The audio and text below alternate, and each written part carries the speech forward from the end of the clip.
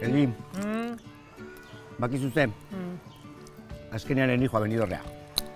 Zatik? Gurasok, 25 urte egiten ditu eskonduzienik eta nahi due bereintzako denbora euki. Eta hain due autokarabana bat alokatu eta bakarri jundia porreta. Eta ni utzi natue hemen amonakin. Hala. Balasai, nire ez nua inoa, Nire gurasoak ez dira inoskuten oporreta, eta hemen gatuko naiz, asperrin da. Zeingo deu. Eta zein behar du hemen bilok uda guztin. Aspertu. Ez, bakitzin behar deun. Bila, batzez gehan nola Euskaraldiaren aurkezpena egintzan. Bai. Ba, hoxe ingo deu. Prestatu ingo geha Euskaraldiako. Hoxe beha.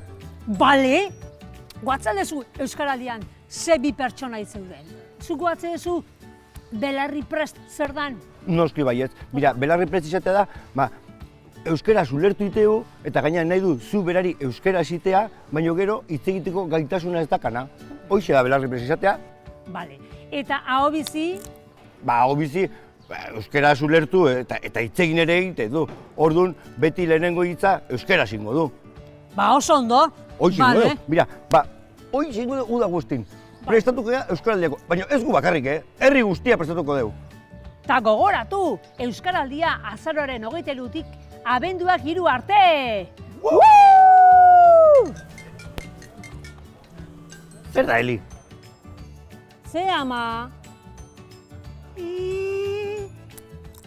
Arrandeira!